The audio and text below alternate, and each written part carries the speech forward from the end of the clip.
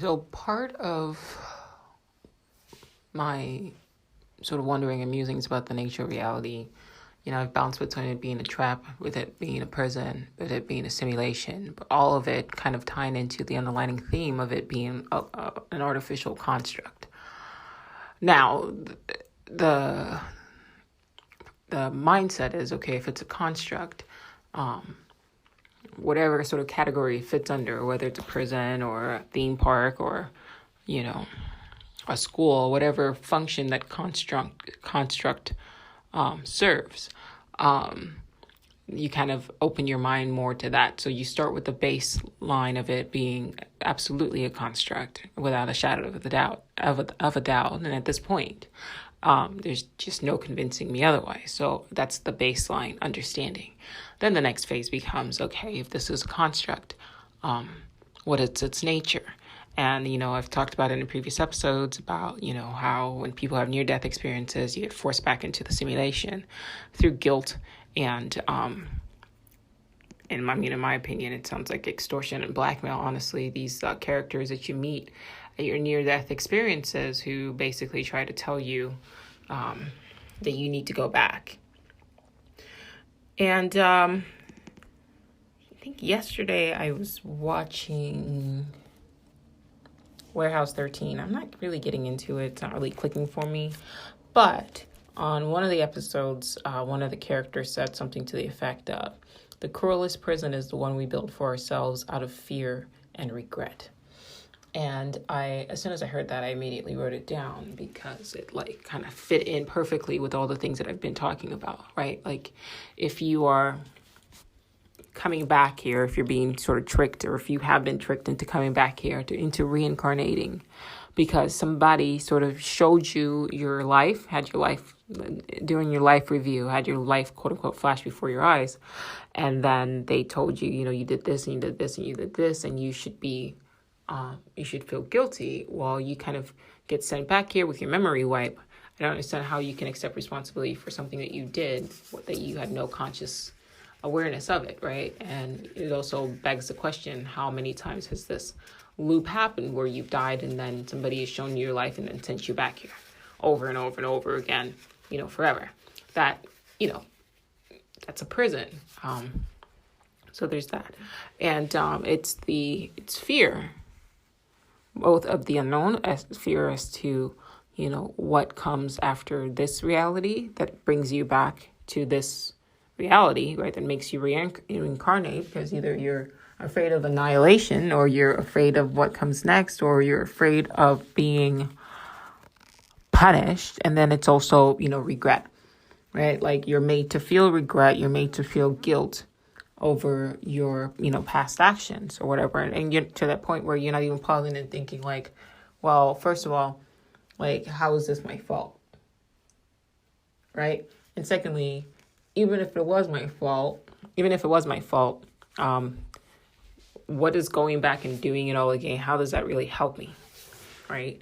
And thirdly, even if it was my fault, how can I be held responsible for something that I did and didn't realize that was wrong? Right? Somebody outside of the construct created some arbitrary, set of rules and didn't let me know what the rules are. And then after the fact, judge me according to these sort of, rules. I mean, yes, you can argue that some of the rules are established within the simulation, right, through religion and things of that nature. But actually, I had a conversation with my friend Roya today, and I was talking about how, think about it like this. Yeah, if God was, if there really was a God in the religious sense, and not a God like as in our collective consciousness being God, but in the religious sense, like if there really was a Jehovah, if there really was a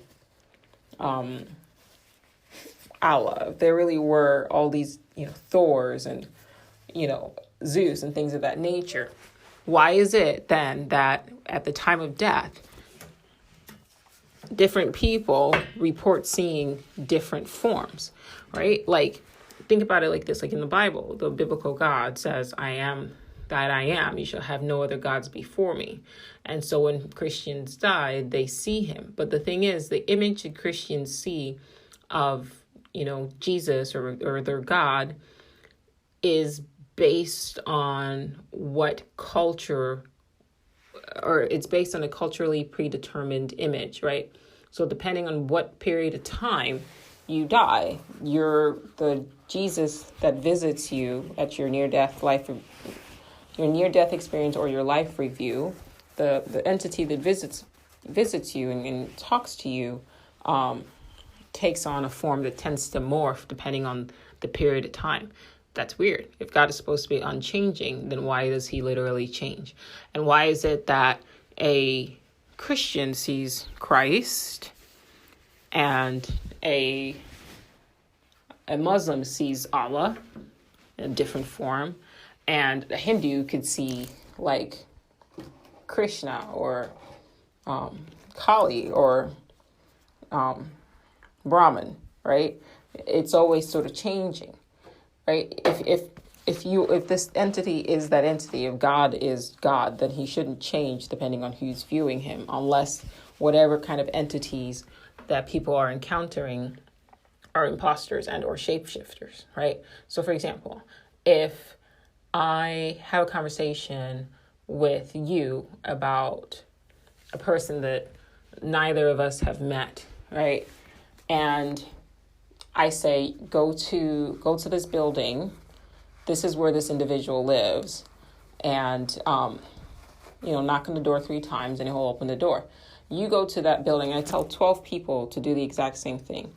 And when each person gets to that building, they come back and they report a different version of the person I told them to see.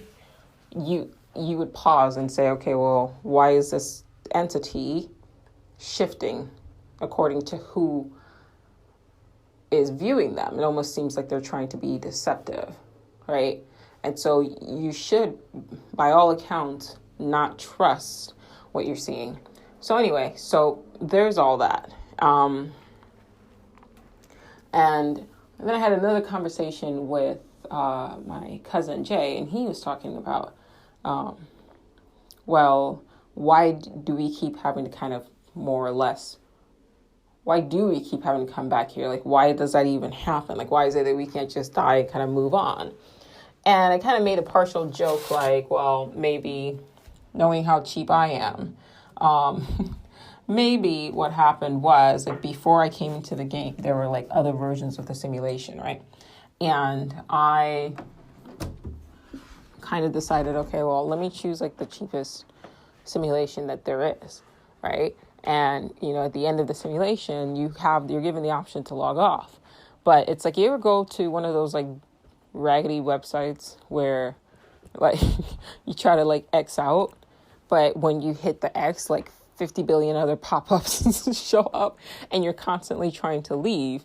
And it's just like, are you sure you want to leave? Are you sure you want to exit? And then another pop-up and another pop-up, another pop-up, right? Like, this idea was more inspired by Amazon's Upload, where, the afterlife is an actual simulation, and it's a programmed sort of matrix, and then people kind of live within that. So I'm taking that concept and I'm flipping it and I'm saying, like, what if, this world is some sort of like bootlegged pre-life or a bootleg like reality simulation, and this is like a cheap version where, like, I mean, obviously you can still play the game, like we're all playing the game. However, exiting, cost extra, like being able to just exit the first time cost extra. And you can maybe pay like a premium to like remember your past lives. But knowing me, I was just more like, it's fine. Like, I'll remember, I've got a good memory. And now I've been like stuck in this loop for like 5,000 incarnations trying to like exit, and I can't. So there's, that sort of, that's a mindset. That's something that I kind of played with, right? And that would obviously mean that somewhere out there are other simulations that you can upload into and still remember your past incarnations, and you're interacting with people who also remember their past incarnations, and they're just more playing the game, fully conscious of the fact that it is a game, right? And maybe they pay the premium, or you could choose to not realize that it's a game and then play accordingly. but everybody more or less is conscious and they're still kind of enjoying the game. I mean, I feel like you can enjoy a game and know that it's a game and still find it enjoyable. Like, I don't think, something that's so super fully immersive is necessary to understand, to enjoy, or to appreciate the game. That being said, I think the very fact that I'm even talking to you about that right now sort of implies or infers that maybe I'm not as cheap as I joke and say that I am, and that if, the option to remember your past lives or past incarnations, or that you are in a simulation, is something that was offered before I came into the simulation, I probably did take it, which is why I'm saying this to you right now. And if you are listening to it and it's resonating with you, then you probably also selected the option to remember that it is a simulation, so that you can then start to kind of, be more lucid in the construct. So there's that. So to kind of take it back to the first part of of what I was talking about, it's okay. So is it a prison? I don't know. Is it a game? I'm not sure. It could be anything, right? I guess it could also be whatever you make it, right? Another thought that I had was like these entities that, try to obstruct you from leaving. They don't do it in a aggressive way, right? I don't know of any, or I haven't yet read of any near-death experiences where the people are basically, reporting like they're being violently forced back here. I mean, some people have had some pretty scary past or near-death experiences where it's kind of more like a nightmare, and then they get kind of scared back, and then they go, oh shit, like I've got to change my life because basically I almost went to hell. But to me, that's still just kind of a mind fuck. Like, either you're trying to fuck people and say, you should feel guilty, you did something wrong, you got to go back, or you're just trying to scare the shit out of people, kind of like those pop-ups that say, hey, you've got a virus, like, download this now, right? Like, clearly you don't have a virus, they just want you to download, right? So clearly you're not a quote-unquote evil person, they just want you to go back into the game. And so that's just one of the other techniques that they utilize. But nobody has ever really recounted an encounter at a near-death experience with an entity that's like literally violently trying to force you back. It seems like you have to consciously choose to go back, regardless of what the circumstances are that basically influence your decision. You still have to consciously choose to go back. And so my thing is that if that's the rule and it's all about free will and it's a free choice, it sort of absolves them of any responsibility, right? It's like, to use another analogy, it's like Instagram, right? So there's a long ass terms of service agreement that none of us fucking read. Which, as I'm thinking about that now, I'm like cracking up, because I'm like, life imitates art, right? Like, how did we all end up here in the first place? There was probably a long ass terms of service agreement that covered everything I'm talking about right now. Like, there was a chance that, you won't remember your past lives. And by a chance, it's like 100% chance, but nobody read the the fine print, and now we're all just here fucking like, okay, what the fuck is happening? Like, you should have read the fucking terms of service agreement. Like, that's what the fuck is happening. Yeah. And so they have you sign this thing, and they know it's addictive. Like, so like in Instagram, right, and Facebook, all these executives are coming out and they've been saying like, yeah, we know Facebook is addictive. Like, we know that like it causes people to become dependent on it because of the dopamine hits and everything like that. We actually designed the whole construct in a way to keep people addicted to their apps. And they're allowed to get away with it. Like, that shit's not illegal, right? It's within their practice to do so. But if you want to exit the game, or I should say, if you want to delete your Instagram page, right, you got to go through all this fucking process to like find a delete button. Like, it's like hidden somewhere. You almost have to like do a Google search that says like, how do I fucking delete my Facebook page? And then go through Google to navigate yourself to the delete button so that you can finally exit Facebook. And I think that that's the same setup. Like, legit, like, I don't the more that I'm talking to you guys about it, the more I'm like, okay, no, that makes sense. If you reverse engineer what we see happening on the micro level, which is like these companies set up these sort of, contracts that you sign and none of us fucking read. And then we, log on because we're all fucking retarded and that's what everybody else is doing. It's popular, right? And then you log in and then you're like, man, this shit is like consuming me, right? Like I'm addicted to this, right? Like I'm addicted to life. Yeah. And like a lot of stuff's happening and you're getting pulled this way and that, like what's been happening lately on the news, right? You're being steered this way and that, the same way real life steers you this way and that. It's the same way the news steers you this way and that. Like you're emotional and you're reacting to everything. And you take a step back and you're like, you know what? Like this is overwhelming. I need to take a break. I need to like log off or whatever. And then you can't find the delete button. And something somehow happens, and that's what the near-death experience is. It's like the person who is playing you kind of decides, all right, I want to quit. And then it's like, that's what the near-death experience is. And then this administrator pops up, right? Like, I've been looking at it like esoterically this whole time and making it like a spiritual thing. Like, oh, is it AI? Yes, I guess it is. I mean, if you really think about it, the things that are behind pop-ups and what that, it's all an algorithm. And you can argue that, okay, if this simulation is controlled by a futuristic society, then it could very well be an AI that could keep you from logging off, and that's what you encounter at the end of your life, or what's supposed to be the end of your life in the near-death experience. And that's why they also have all these parallel multiverses happening as well, because like it's like outside of this reality, there's like an actual corporation, right? So just like we have Facebook and Twitter and everything like that. So let's say like this is like a Facebook simulation, right? A Facebook simulated virtual reality. And they want to keep people subscribed, right? And the more subscribers they have in their game, the more money they make outside of the simulation, right?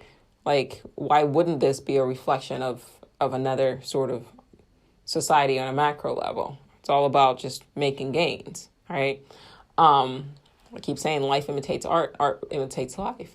So there's like a Twitter, quote unquote, Twitter simulation, and they don't want you to leave, their game. So they do everything in their power to keep you playing the game, right? Whether it's hiding certain terms in their terms of service agreement that you didn't fucking read, or like just shifting you to different parallel, universes so that you like literally play even longer, right? Like the same way. This is funny, the more I think about it, the more I'm like, this actually makes fucking sense. Like the same way, like you go on Instagram and you just want to like run your page, right? And you post your experiences and everything like that. And then like you go and you're like, all right, I'm just going to scroll for like 5 seconds. And then next thing you know, you've jumped on like one Instagram page, like another Instagram page, the explore page, it's just sucked your fucking life. And before you know it, 8 hours have gone by. Or it's like YouTube, right? You just want to watch one video, like, and that one video is your one life. You just want to live the one life. But before you finish the video, it's like, oh, and here's another life, and here's another life, and here's another life, here's another video, and here's another video, and here's another video, because they want to keep you engaged in the game as long as possible. And it's not even like a conspiracy, it's just a fucking business model. I'll say that again, it's not even like a conspiracy, it's just a fucking business model. Like, that's all this is. Like, it's just a fucking simulated game. Another thing, I said this to my friend, like half joking, but I was actually like, after I said it, I was like, that's funny, that actually might be true. Like, she really loves the podcast, and shout out to Roya. And she's like, she called me to talk about it, and she was just talking about like, how nothing is random, and she's starting to like remember, certain things, and, all these correlations and synchronicities are actually becoming more and like stronger and stronger. And I said, oh, that's funny. I said, so she found like this board, and like when she was thinking about me, she went to go walk her dog, and as she was thinking about me and my podcast, I'm talking about, quantum physics, she found this like messaging board that had physics written on it, and it immediately made her think of me. So she took a picture of it and sent it to me, and then she posted it on this board on Facebook for people who like want to give away free stuff and people who want to get free stuff. It's like a community share thing, which I thought was a great idea. And So like 12 people responded, and she said, Joe, how do I choose who to give this to? And I'm like, I don't fucking know. Give it to the person you feel like needs it the most, And she's like, no, I want you to choose. And I'm like, I'm not good at like being random. Like I'm probably going to choose a person who, seemed like they needed it the most. And so, but that's also hard to glean, especially online.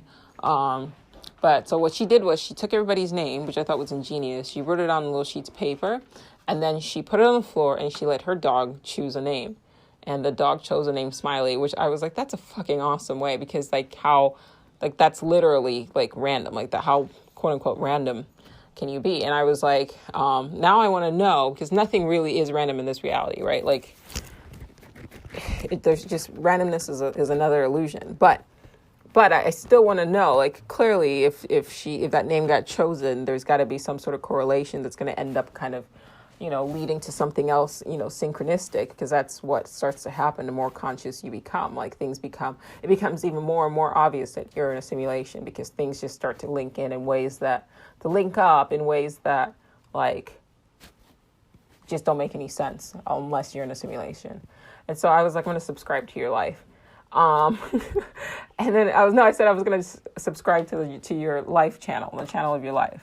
And then I was like, wait, like, okay, let's think about it right now, right? So, and she's not the first person I said this to. I said this to my cousin earlier this week as well. I think like yesterday, actually. We were talking about like I think he mentioned like in Futurama or whatever, they had it so that Fry and Leela and everything like that, they were all actually like television characters in like a TV show for like monkeys or whatever in another planet. And I think that I know that on Rick and Morty, Grandpa Rick like literally directly addresses the fact that he's in a TV show as well. And then I said, like, what if this is us right now? Like, how like you subscribe to YouTube and you basically stream your life now, or you go to Instagram and you basically like people are just like streaming their whole entire lives now for other people to watch. Like life imitates art, right? So like how do we know that, or art imitates life and life imitates art? Like how do we know that the same thing isn't happening on the macro level? Like not only are you, entering not only are you entering into the simulation, our simulation, and you're living this life or whatever, you think it's really serious, but it's just like a hyper immersive like role-playing game. Yeah, but people can also kind of watch you, right, and subscribe to like your life story or whatever. And I said to him, like, he was like, well, his life story would be super interesting because a lot of like weird and random shit kind of happened to him, which is true.